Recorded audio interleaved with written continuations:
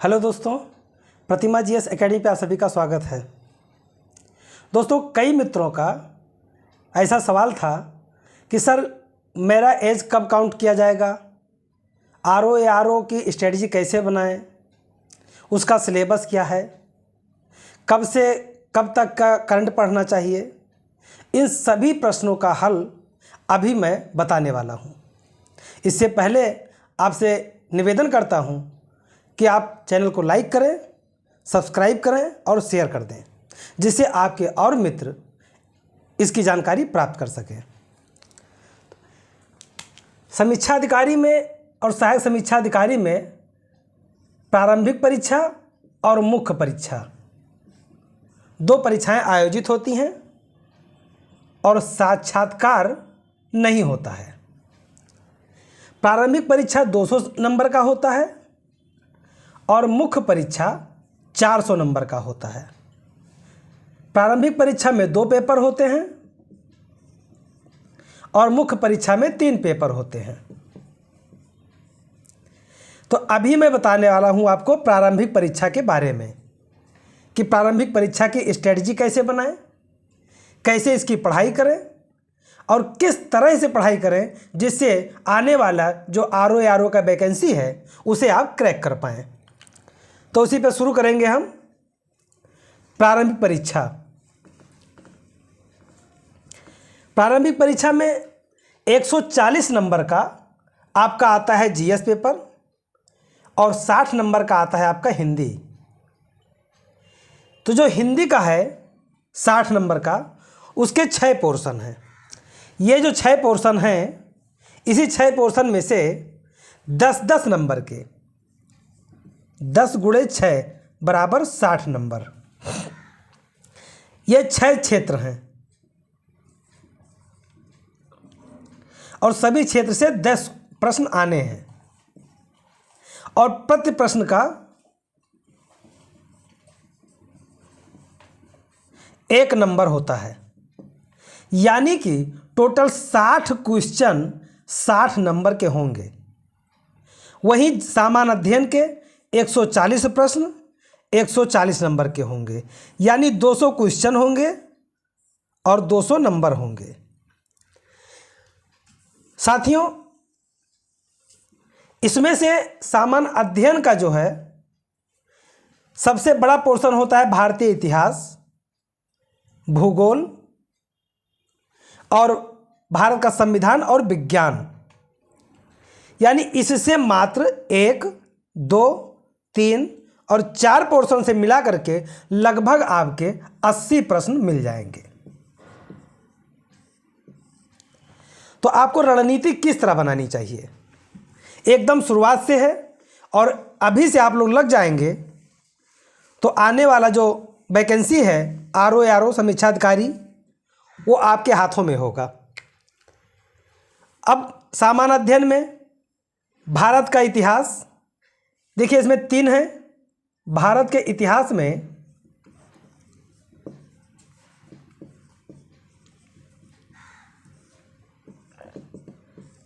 प्रारंभिक इतिहास, मध्यकालीन इतिहास और आधुनिक इतिहास, तीनों इतिहास पूछे जाते हैं, जिसमें से सबसे ज़्यादा जो वेटेज होता है वो आधुनिक भारत का होता है। और ऐसे ही भारत का भूगोल और विश्व के भूगोल में सबसे ज़्यादा वेटेज जो होता है वो भारत का भूगोल का होता है। यानी कि यदि इतिहास से 20 प्रश्न आए, वैसे सामान्यतः 20 से 30 के बीच में आते हैं, लेकिन मैं मानता हूं कि 20 प्रश्न आए तो उसमें से 10 प्रश्न आपके आधुनिक भारत से होंगे और आपके 6 प्रश्न प्रारंभिक भारत के होंगे और 4 प्रश्न आपके मध्यकालीन भारत के होंगे। इस अनुपात में आने की संभावना होती है। वही भूगोल में अगर 20 प्रश्न आता है तो उसमें से ज़्यादा प्रोबेबिलिटी होगी कि 12 क्वेश्चन आपके भारत के भूगोल से आएंगे और 8 क्वेश्चन आपके विश्व के भूगोल से आएंगे। भारत के संविधान, भारतीय अर्थव्यवस्था, पर्यावरण और पारिस्थितिकी, सामान्य विज्ञान, उत्तर प्रदेश विशेष, राष्ट्रीय एवं अंतर्राष्ट्रीय घटनाएं और विविध, इतने आपके सामान्य अध्ययन के पहले पेपर में होते हैं। विविध के अंदर क्या क्या आता है? विविध के अंदर आपके जैसे हो गया जनगणना, विविध में आपके आएंगे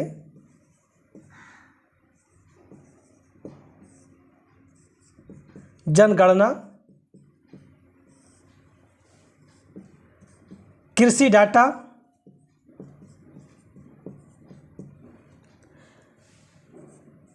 जनगणना आपका आएगा, कृषि डाटा आपका आएगा, ऑर्गेनाइजेशन,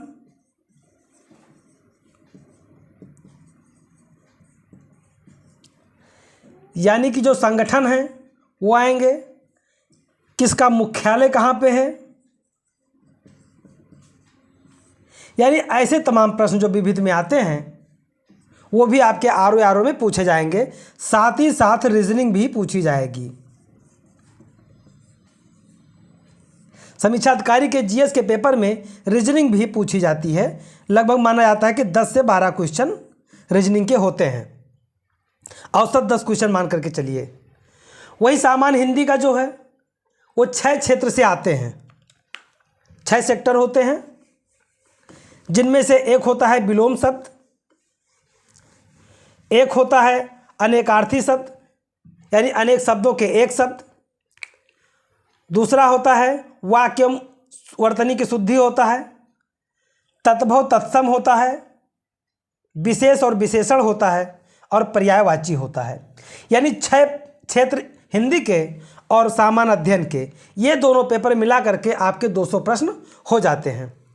साथियों, रही बात कि प्रश्न का ये कि हम एज कब से काउंट होगा, जब नोटिफिकेशन आए, नोटिफिकेशन आने के समय आपका 21 वर्ष पूर्ण होना चाहिए, साथ ही साथ आपका स्नातक होना जरूरी है, आपका स्नातक होना चाहिए। कुछ बच्चों के प्रश्न ये थे कि सर क्या आरओ एआरओ में भी टाइपिंग होता है? तो साथियों आप लोग ध्यान रखिएगा, एआरओ के लिए टाइपिंग होता है, आरओ के लिए टाइपिंग नहीं होता है। यानी कि आपके समीक्षा अधिकारी के लिए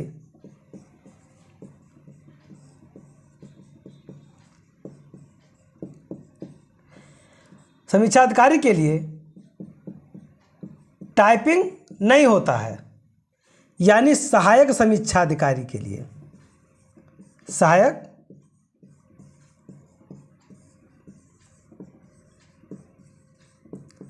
समीक्षा अधिकारी के लिए टाइपिंग अनिवार्य है, टाइपिंग होता है, लेकिन समीक्षा अधिकारी के लिए टाइपिंग की कोई ज़रूरत नहीं है। इसमें कोई भी सामान्य स्नातक बैठ सकता है, उसके अपने क्वालिफिकेशन के अनुसार अनुभाग दिए जा सकते हैं, लेकिन टाइपिंग की रिक्वायरमेंट नहीं है। तो सहायक समीक्षा अधिकारी और समीक्षा अधिकारी के लिए टाइपिंग की कोई आवश्यकता नहीं है। दूसरी चीज़ ये आता है कि पढ़ाई कैसे करें, किस तरह से नोट्स बनाएं, किस तरह से हम पढ़ाई करें कि सहायक समीक्षा अधिकारी हमारा निकल जाए। तो साथियों, अभी एकदम शुरुआत से हमने सहायक समीक्षा अधिकारी की तैयारी शुरू करवाई है। हर एक सब्जेक्ट का अलग अलग आपको प्लेलिस्ट मिलेगा और आपको रणनीति वाइज आपको तैयारी कराई जाएगी। इसके लिए आप हमारा चैनल सब्सक्राइब कर लीजिए और आपको किसी भी प्रकार की कोई भी अलग स्रोत की आवश्यकता शायद ही पड़े हमारे क्लास पढ़ने के बाद। कोशिश यही रहेगी कि आपको अलग से कुछ पढ़ने की आवश्यकता न पड़े, केवल हमारे क्लास पढ़ने से आपका कल्याण हो सकता है।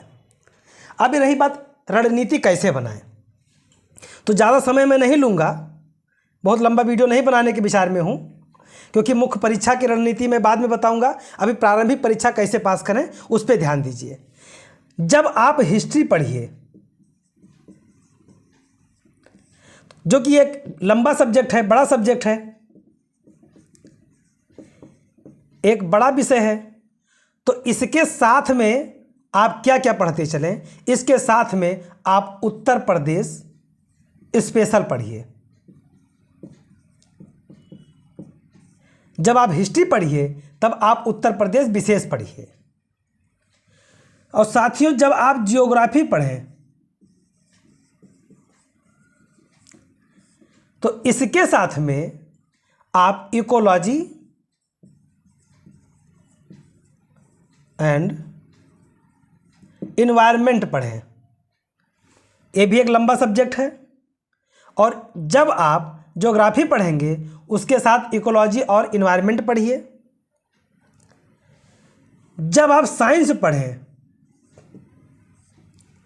उसके साथ में, जब आप साइंस पढ़ें तो उसके साथ में आपको इकोनॉमी पढ़नी चाहिए,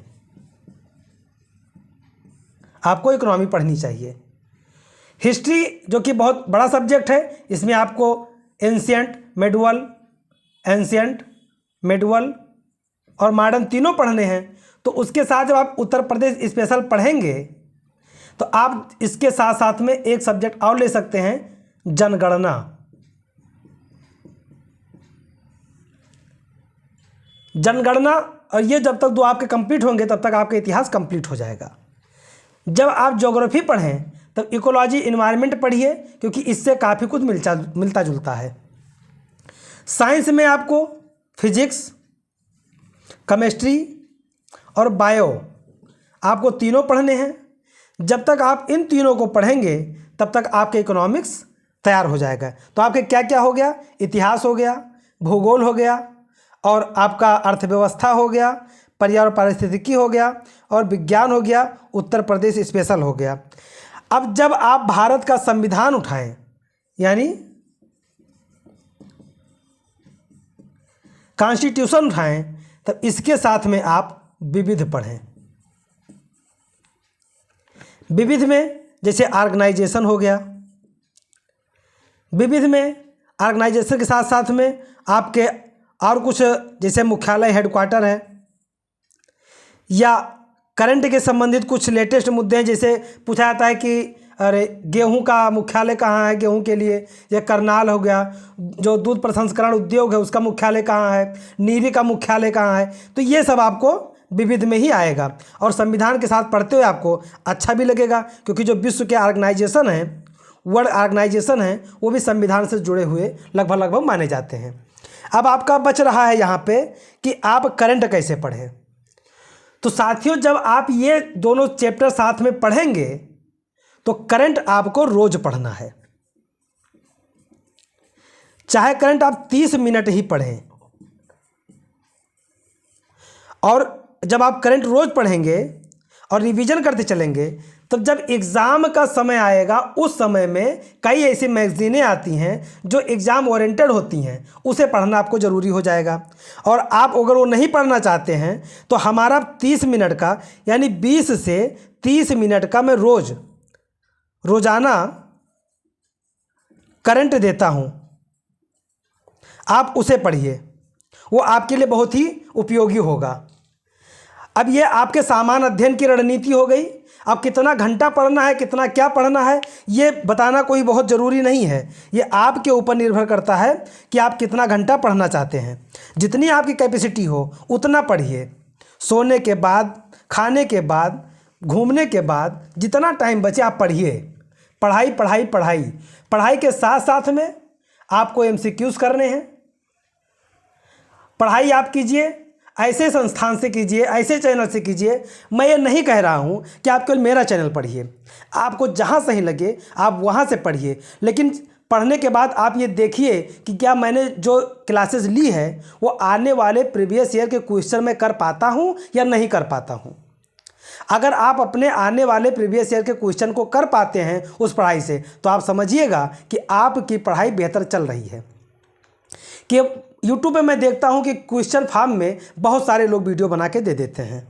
आप बताइए कि आप अगर उसका आगा पीछा सब नहीं जानेंगे तो केवल क्वेश्चन फॉर्मेट से क्या आपका कोई भी विद्वता बढ़ेगी, आपका आकार बढ़ेगा, या आपकी सोचने की या आपकी समझने की रणनीति बढ़ेगी?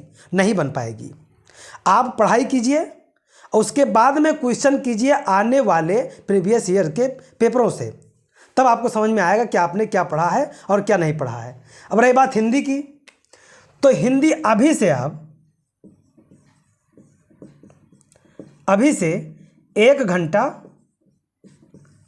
रोजाना पढ़िए।